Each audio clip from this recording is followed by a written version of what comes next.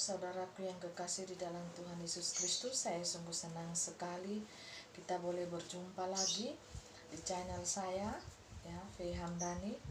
Saya bersyukur karena kasih Tuhan, cinta Tuhan dalam kehidupan kita, sampai kita boleh berada bersama-sama di detik ini. Oleh karena kemurahan Tuhan, kita boleh sampai di detik ini menikmati kehidupan di tengah-tengah dunia ini. Saya ingin menyaksikan Bapak Ibu Saudaraku yang dikasihi Tuhan, ya, proses Tuhan yang saya alami, ya, di tangan dukun supranatural, ya, yang terjadi sekitar 20 tahun lalu, ya, waktu saya masih gadis, Pak, masih cewek pada saat itu, belum menikah, ya. Saya mengalami proses penyiksaan yang luar biasa, Bapak Ibu. Tahukah kita kalau kita anak-anak Tuhan, kita dijagai oleh Tuhan, kita dilindungi oleh Tuhan. Tetapi ada maksud Tuhan yang tersembunyi di dalam kehidupan saya. Dan saya baru menyadari saat ini, Bapak Ibu Saudaraku yang dikasihi Tuhan, ya, saya disiksa oleh dukun itu ada maksud dan rencana Tuhan yang terjadi dalam hidup saya, ya.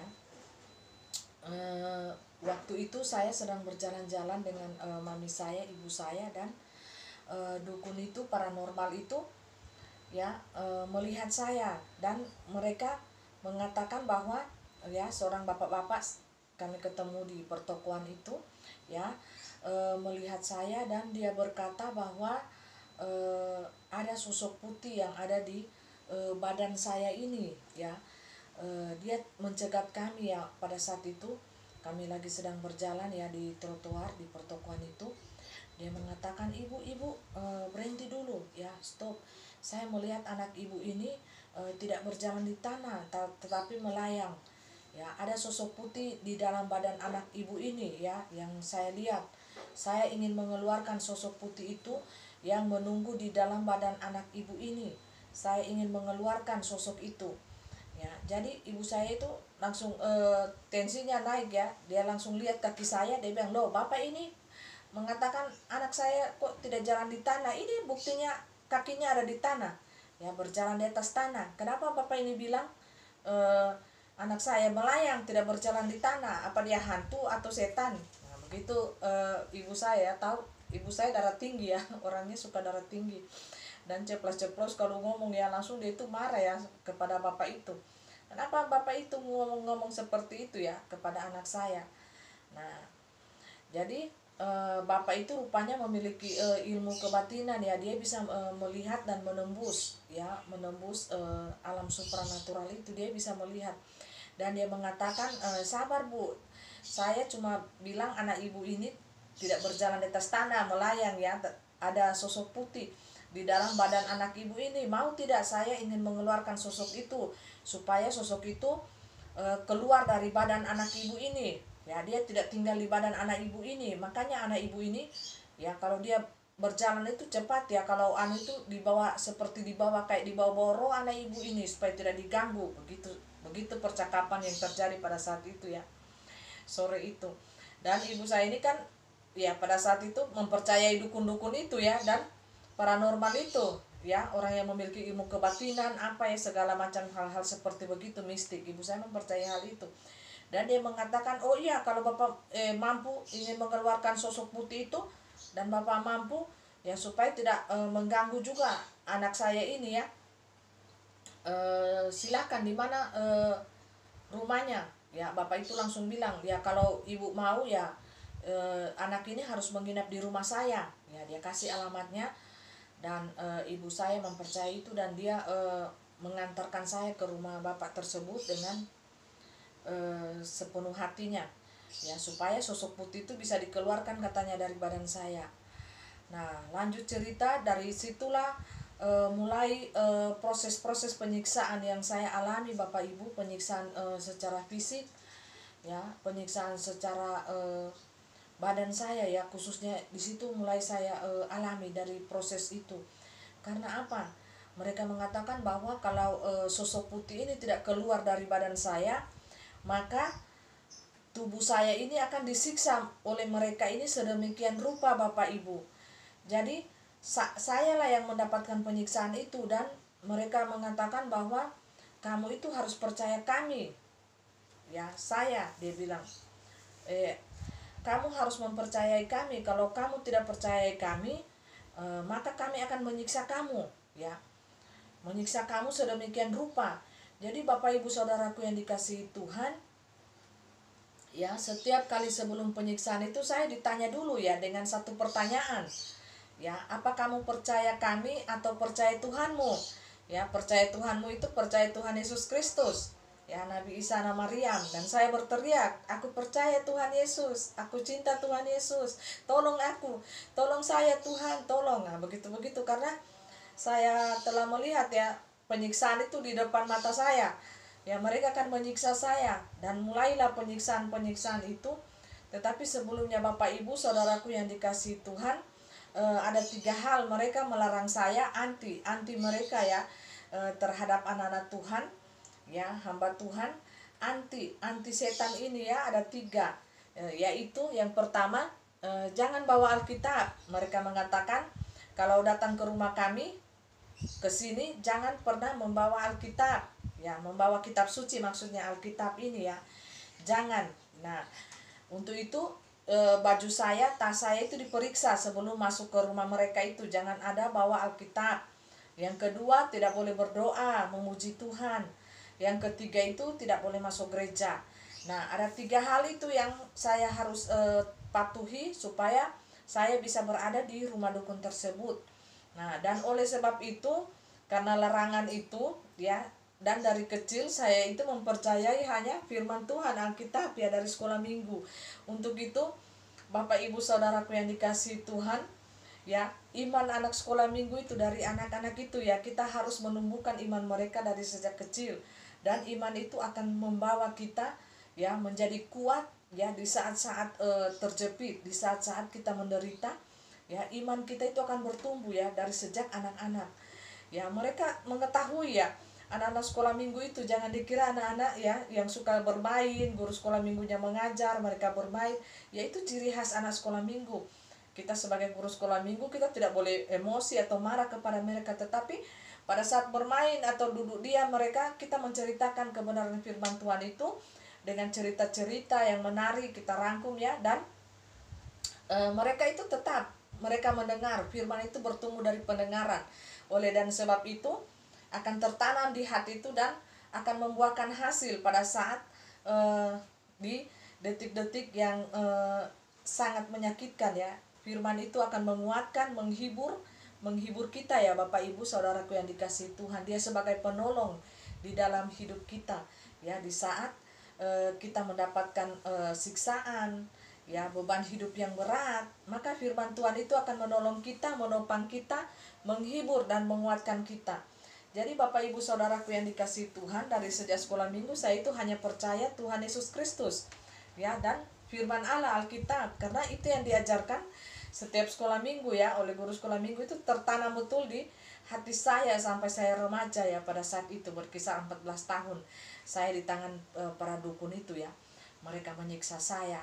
Nah, saya merenungkan setiap peristiwa yang saya alami, dan dalam tahap ini saya mengatakan bahwa setan ini mengincar anak-anak Tuhan yang bagi mereka itu berbahaya ya, dikatakan sebagai musuh mereka ya, yang bisa membahayakan markas mereka ya, markas setan ini ya. Jadi anak-anak Tuhan yang excellent, yang senantiasa berperang di alam roh ya, yang senantiasa merenungkan firman Tuhan dan melakukan firman Tuhan kehendak Allah itu, setan itu bisa mengeker mereka Bapak Ibu dari sejak awal ya. Jadi pada saat itu saya dikatakan seperti itu ya, ada sosok putih, dan sampai 1 bulan lebih sosok putih itu tidak bisa dikeluarkan Bapak Ibu, tetapi terlanjur tubuh saya ini sudah mendapatkan siksaan yang luar biasa ya, mulai dari mata, hidung, bibir saya ini pecah-pecah ya Bapak Ibu. Hidung saya ini ditaruh cabe, air rica itu ya, satu gelas begini air rica itu Bapak Ibu, air rica dicampur dengan rica Jawa ya, jadi ditapis dan mereka masukkan di hidung saya. Tetapi ada satu pertanyaan yang sebelum penyiksaan itu berlangsung, mereka katakan, kamu percaya siapa? Kamu percaya siapa?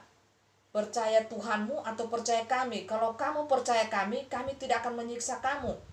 Tetapi kalau kamu tidak percaya kami, maka kami akan menyiksa kamu sedemikian rupa.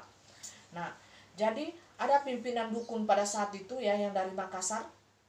Karena pada saat itu dipanggil semua ya dukun-dukun. Dukun-dukun ini, Bapak Ibu Saudaraku yang dikasihi Tuhan, puluhan dukun-dukun ini. Tetapi yang saya hitung secara ya 15 orang yang ilmunya itu mumpuni ya, yang bisa dikatakan sakti lah ya, ilmu mereka ini.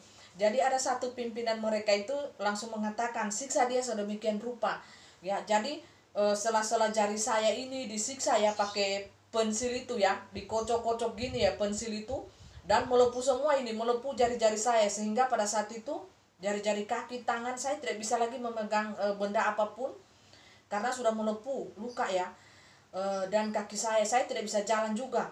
Yaitu penyiksaan yang luar biasa yang saya alami ya di tangan mereka ini, para dukun paranormal ini ya, Bapak Ibu Saudaraku yang dikasihi Tuhan. Sehingga pada saat saya keluar dari tangan mereka itu ya, dalam keadaan hidup ya, padahal beberapa kali saya merasakan kematian ya, pada saat mereka menyiksa saya itu, kematian berlangsung pada saat itu beberapa kali saya rasakan. Dan saya merasa saya itu digendong oleh Tuhan ya, di sorga Taman Firdaus itu, digendong menjadi bayi-bayi umur sekitar 8 bulan, bontet lagi ya. Saya merasakan sukacita yang luar biasa, padahal di dunia ini saya mendapatkan siksaan yang luar biasa Bapak Ibu. Fisik saya ini disiksa sedemikian rupa ya, sampai saya itu kalau sadar saya ingin mati ya, saya ingin bunuh diri ya. Makanya pada saat itu proses berlangsung ya, di satu desa ke desa yang lain, mereka bilang, anaknya ibu ini, anaknya Cisana sudah ada ditemukan di laut ya, bunuh diri ya. Saya di laut itu bunuh diri Bapak Ibu. Saya kan tidak bisa berenang, jadi saya pergi ke tengah-tengah laut sendiri ya. Jadi kalau orang mau bunuh diri itu, dia tidak memberitahukan orang lain, tetapi niat kalau dia mau bunuh diri itu. Jadi diam-diam. Jadi pada saat itu saya diam-diam Bapak Ibu ya, naik taksi, saya turun di laut yang sunyi, tidak ada orang ya, tidak ada orang di laut itu ya. Dan saya melihat di situ tidak ada orang sama sekali, di laut itu tidak ada orang ya. Tetapi Tuhan menolong saya. Katanya saya ini ditolong oleh 2 orang ya, 2 orang yang membawa saya ke darat. Dan mereka mengatakan, ini anaknya siapa, kok dia ini pingsan kayak begitu ya, bunuh diri. Maksudnya mereka bilang, kok ndak ditemukan saya di laut itu. Tetapi saya tidak sadarkan diri ya pada saat itu. Dan saya sadar saya sudah di darat. Ini anaknya Ci, ini anaknya ibu ini dari kampung sebelah. Nah itu pengalaman saya pada saat itu Bapak Ibu. Jadi saya tidak cerita yang mengada-ada, atau orang katakan bahwa kesaksian saya ini palsu, atau saya ini dikatakan nabi palsu. Banyak orang mengatakan yang tidak tahu mengenai saya dan karunia penglihatan ini. Mereka asal tabrak ya, orang dunia nyata ini. Pintar sekali mereka menghakimi dan jatuh penghakiman atas diri saya dan hidup saya. Tetapi saya ingin katakan satu hal, nanti Tuhanlah yang akan bekerja, berkarya atas diri orang tersebut ya, dan diri saya juga. Tuhan akan menunjukkan bahwa kuasa Allah itu sungguh luar biasa, sungguh dahsyat, melampaui segala akal manusia ya. Itu yang saya alami. Berapa kali saya mau bunuh diri, minum baygon, tetapi pada saat rencana itu ya, saya minum baygon, saya rasa baygon itu ternyata pahit Bapak Ibu. Saya tambahkan gula dan saya rasa sudah manis ini ya. Satu begini ya, baygon yang isi yang 1 botol itu, yang 1 botolan itu 1 begini saya minum. Saya rencana mau minum dan saya rasa pahit. Saya bilang saya tidak mau mati dalam keadaan yang susah, saya mau yang senang ya. Dan saya campur dengan gula Bapak Ibu. Saya rasa ini manis tidak ya. Pada saat sudah manis, gula 1 kilo ya, saya campur langsung diaduk pada saat itu mami saya datang ya, dengan mobil dari kampung itu ya, bawa hasil pembeliannya di kampung ya, seperti coklat, cingke ya, rotan ya, seperti begitu ya, hasil alam dari kampung dibawa ke kota. Jadi Bapak Ibu Saudaraku yang dikasihi Tuhan, pada saat saya sementara minum-minum begini langsung dipakar ya baygon itu. Saya tidak mampu ya, tidak sanggup menghadapi dunia pada saat itu. Karena penyiksaan yang saya alami bertubi-tubi Bapak Ibu, luar biasa. Saya katakan, apa salah saya? Apa salah saya kepada mereka? Ini dukun-dukun ini tidak berhenti menyiksa saya. Ya, dan ibu saya memberikan saya dengan senang hati kepada mereka. Ya, alasan mereka yaitu awalnya ingin mengeluarkan sosok putih itu yang ada di badan saya. Nah, dan seiring dengan berjalan waktu, ya pada saat itu awal-awalnya, seiring berjalan waktu, ya saya itu berpindah dari dukun ke dukun ke dukun yang satu, dari kampung ke kampung, dari kampung ke kampung yang satu, sampai ke Manado ya, ke Manado, kemanapun pokoknya ditanya mana yang dukun terkenal yang mumpuni ya, yang pintar, dukun yang pintar, artinya dukun-dukun yang nomor satu. Jadi dicari ya, walaupun uang itu berapapun, berapa juta pun digelontorkan ya, karena setiap kali baca doa itu ya digunakan dua ekor kambing ya, dua ekor kambing ya, kambing jantan ya, warnanya pun harus merah kecoklat-coklatan, dan mereka meminta 5 ekor ayam putih ya. Jadi di situ itu setiap malam Selasa, malam Jumat mereka sudah mempersiapkan diri untuk ritual tersebut, dan mereka pergi ke pohon-pohon apa ya, baca mantra di situ. Dan pada hari itu Selasa dengan Jumat itu ya, malam Selasa malam Jumat itu tensi kuasa kegelapan setan itu di jam 12 itu sangat tinggi Bapak Ibu. Di jam 12 tengah malam itu. Nah, saya disiksa itu sampai jam 1 subuh sampai jam 2 subuh saya berada di laut pada saat itu. Kalau jam 12 itu saya berada di laut ya Bapak Ibu, dengan kain putih, kain hitam. Jadi saya di tengah-tengah. Ya, saya direndam, kepala saya ditahan oleh beberapa pria ya, dukun-dukun itu, dan saya tidak bisa bernapas pada saat itu. Mereka memang ingin membunuh saya tidak mengerti akan hal itu pada saat itu. Dan saya itu bernapas dengan air laut itu ya, saya minum, tenggelamlah saya karena ditahan dari atas ini. Mereka ingin membuktikan kain putih atau kain hitam yang tenggelam. Kalau kain putih yang tenggelam berarti ilmu putih kalah. Kalau kain hitam tenggelam berarti ilmu hitam itu kalah. Nah, saya di tengah-tengah, dipertaruhkan di tengah-tengah itu Bapak Ibu, dengan mereka menahan kepala saya dan saya bernafas di air. Dan saya pikir saya memang sudah mati karena roh saya ini keluar dari dalam badan ini ya, keluar di kepala ini, dan langsung ke tangan Tuhan Yesus itu ya, digendong umur 8 bulan. Saya belum ada pelayanan pada saat itu Bapak Ibu. Saya masih gadis ya, masih sekolah pada saat itu, kelas 1 SMA ya. Jadi saya digendong-gendong Tuhan Yesus pada saat itu ya, dan saya merasakan sukacita yang luar biasa, kebahagiaan yang tidak ada duanya Bapak Ibu. Saya digendong-gendong menjadi bayi, padahal umur saya di dalam dunia ini 14 tahun, tetapi umur saya di alam dunia supranatural itu ya, di surga kekal itu beda ya Bapak Ibu, tidak sama. Masih berumur bayi-bayi 8 bulan karena saya belum pelayanan. Ya, saya bandingkan dengan umur saya 40 tahun, saya pergi di jalan supranatural itu ya. Ya, dikasih kesempatan Tuhan untuk berjalan ke situ, dan saya ingin masuk ke pintu sorga itu ya, yang serba emas ya, tingginya sekitar 3 meter, tetapi saya ditolak Bapak Ibu. Saya disuruh pulang kamu anakku, pulang, belum waktumu berada di tempat ini, pulang, masih banyak tugas yang kamu harus lakukan di dalam dunia ini, tengah-tengah dunia ini. Jadi Bapak Ibu Saudaraku yang dikasihi Tuhan, pada saat umur saya 40 tahun, saya di sana, saya melihat saya itu remaja ya, berumur 13 tahun ya, memakai gaun putih dan ada rangkaian bunga di kepala saya ini, dan saya menari, tangan saya ini di atas ya, saya sungguh bersuka cita ya, dan saya memakai bahasa yang tidak saya kenal, yang saya tidak tahu ya, tetapi sukacita itu ya beribu-ribu kali sukacita dunia tidak pernah saya rasakan. Sukacita di tengah-tengah dunia ini seperti itu, kebahagiaan yang luar biasa yang belum pernah saya dapatkan selama saya berumur sampai pada saat ini, detik ini ya, belum pernah. Jadi sukacita bahagia itu di sana itu Bapak Ibu lain, beda, rasanya itu sangat berbeda jauh dan berlipat-lipat kali ganda Bapak Ibu. Jadi saudaraku yang dikasihi Tuhan, kita harus memahami dunia ini ya, dunia nyata ini dengan dunia spiritual supranatural itu ya Bapak Ibu Saudaraku yang dikasihi Tuhan. Dan saya keluar dari penyiksaan itu, proses penyiksaan itu selama 1 bulan lebih, ya.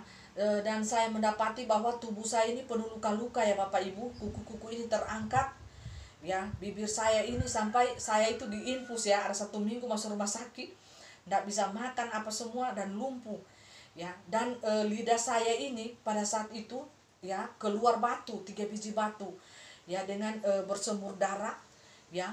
Saya sempat bisu ya, bisu 3 hari tidak bisa ngomong. Pokoknya lidah ini bisu ya, tidak bisa lidah ini kayak seperti ketarik ke dalam ya. Dan pada saat keluar 3 biji batu di lidah saya itu, baru saya bisa ngomong. Pada saat itu aneh ya, Bapak Ibu Saudaraku yang dikasihi Tuhan, saya menceritakan ini. 3 biji batu itu sementara kita mau makan, ya, tiba-tiba tersembur dari lidah saya ini darah yang sangat segar, ya, di meja makan itu ya. Jadi makanan itu semuanya dibuang Bapak Ibu, karena sudah bercampur dengan darah. Darah itu tersembur dari mulut saya. Dikira saya ini muntah darah ya pada saat itu. Dan mami saya berteriak ya, "Oh Tuhan, anak sakit apakah?" Begitu. Panik ya orang tua saya. Tetapi rupanya darah itu tersembur dari lidah saya. Kalau ngomongnya seperti air mancur, yaitu darah itu tersembur dari lidah saya, keluar 3 batu. 3 batu Bapak Ibu, di ujung lidah 1, samping kiri 1, kanan 1, 3 batu laut. Jadi mami saya pikir itu mustika lidah ya, dan dia menyimpan itu baik-baik di lemari, ya, ditaruh di kapas. Dan mami saya mengatakan besok paginya dia akan pergi ke toko perhiasan, ingin bertanya, ini mustika lidah ini ya, yang keluar. Memang keluar dari lidah, ya, langsung didapat di meja makan. Dan yang 2 itu dikorek-korek ya. Ya, setelah ditahu bahwa itu darah itu dari lidah, dan bocor lidah saya ini.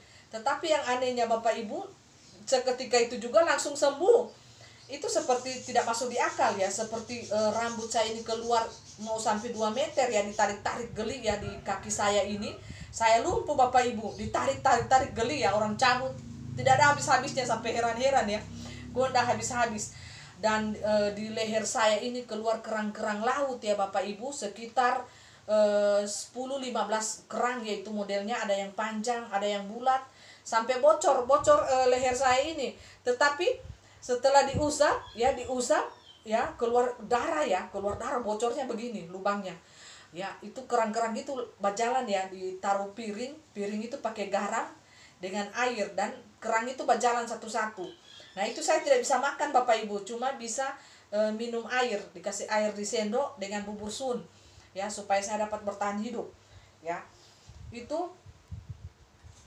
secara orang dunia nyata itu mau lihat kayak macam tidak masuk di logika ya, di logika mereka, karena hal-hal itu berkaitan dengan supranatural ya, alam lain ya, pekerjaan setan dan pekerjaan Tuhan ya, bekerja di alam itu Bapak Ibu Saudaraku yang dikasihi Tuhan. Jadi saya sudah mengalami hal itu, dan diizinkan oleh Tuhan saya mengalami hal seperti itu Bapak Ibu.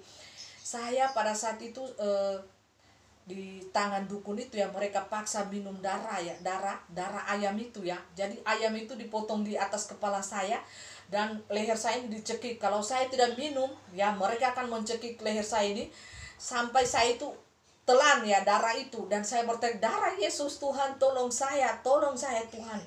Saya hanya berharap dan bersandar kepada Tuhan. Pada saat itu tidak ada pertolongan apapun manusia yang saya mengandalkan, mereka tidak ada sama sekali, karena hanya saya di situ dan para dukun itu ya, yang mereka katakan bahwa ini sudah dukun sakti ya, sudah dipanggil dari Makassar, dari manapun, dari kampung ke kampung diseleksi mereka ya, ini yang dukun sakti. Karena yang akan mengeluarkan sosok putih ini bukan dukun sembarangan, kata mereka, harus dukun sakti yang mempunyai ilmu yang sakti-sakti yang baru bisa mengeluarkan sosok putih di badan saya. Nah, pada akhirnya sampai 1 bulan lebih tidak ada keluar, dan saya itu mendapatkan berbagai cobaan ya. Akhirnya mereka paksa minum darah, minum air yang mereka mantra-mantra. Akhirnya apa? Penglihatan saya itu berubah ya pada saat itu. Tuhan izinkan semuanya itu terjadi di dalam diri saya, dan saya berkata, Tuhan luar biasa. Ya, Tuhan ingin memakai saya ingin membongkar ini kehidupan supranatural spiritual ini yang belum banyak diketahui oleh orang-orang ya, khususnya oleh anak-anak Tuhan, manusia ya. Janganlah kita sekali-sekali pergi ke dukun paranormal itu ya Bapak Ibu saudaraku yang dikasihi Tuhan, karena roh Anda akan diikat di sana ya, dan susah sekali Anda akan keluar dari sana ya kalau roh Anda itu sudah diikat oleh setan, kuasa kegelapan itu. Nah, saya pada saat berkaca itu saya melihat bahwa bukan diri saya lagi ya. Saya melihat bukan diri saya lagi, dan saya memecahkan kaca itu. Saya bilang, ini bukan diri saya Tuhan, ini bukan saya. Kenapa muka saya ini berubah menjadi nenek-nenek tua dan penuh bisul? Di muka saya ini penuh bisul Bapak Ibu Saudaraku. Jadi pada saat itu setiap kaca yang ada di rumah, cermin kaca itu yang ada di rumah, mereka tutup. Semuanya mereka tutup dengan kain atau dibalikan ke dinding supaya saya tidak bisa melihat diri saya. Ya, kalau saya melihat diri saya, maka cermin itu saya akan pukul dengan tangan saya sehingga tangan saya ini berdarah ya Bapak Ibu, luka-luka karena masuk itu beling-beling kaca itu di tangan saya, dan saya tidak merasa. Ya, tidak merasa. Dan saya ingin membunuh saudara saya ya, memakai jangka pada saat itu, kakak saya yang perempuan. Dia langsung berkata, darah Yesus Tuhan, kemasukan sudah V ini mami. Dia berteriak darah Yesus, dia langsung tangkis ya. Nah itu pada saat roh jahat itu merasuki tubuh saya ya, merasuki tubuh saya, dan dipanggillah beberapa hamba Tuhan pada saat itu untuk mendoakan saya. Nah pada saat itu saya mengetahui ya, kalau hamba Tuhan siap dengan hamba Tuhan yang tidak siap. Jadi kalau hamba Tuhan yang siap, dia mempersiapkan dirinya dengan doa, puasa, baca firman ya, berhari-hari persiapan ya. Untuk itu setiap para hamba Tuhan harus mempersiapkan diri di dalam melayani peperangan dengan setan. Jangan melayani pelayanan ini, pelayanan supranatural spiritual ini tidak memakai firman Tuhan, doa dan puasa, maka Anda akan kalah sebelum berperang. Ya, karena apa? Setan itu mengetahui pada saat Anda baru menuju ke rumah orang yang kerasukan itu, setan itu sudah mendeteksi Anda. Ya, baru pada niat Anda ingin menjenguk ya, setan itu sudah tahu. Saya itu sudah tahu ya Bapak Ibu pada saat itu. Tuhan izinkan tubuh saya ini ya dirasuk oleh setan ya, dan dipakai oleh setan pada saat itu. Jadi saya ini orang katakan memang sudah aneh betul ya. Sampai saya naik di plafon itu hitungan detik, langsung loncat karena tubuh ini melayang ya Bapak Ibu. Dan setiap besi-besi itu yang besar saya cuma tarik begini, itu langsung melember di tangan saya, bengkok-bengkok besi. Ya Bapak Ibu, 10 orang 15 orang ya, ini laki-laki yang badan besar ya, kalau ingin menahan saya cuma pakai begini, sikat begini, terlempar semua mereka ya, terkapar semua ya. Dan mereka yang luar biasa kekuatan yang dimiliki oleh saya ini, dimiliki oleh anak ini ya. Pada saat itu saya itu masih kecil ya, 14 tahun. Dan tidak masuk akal Bapak Ibu. Pada saat itu badan saya kan kurus ya.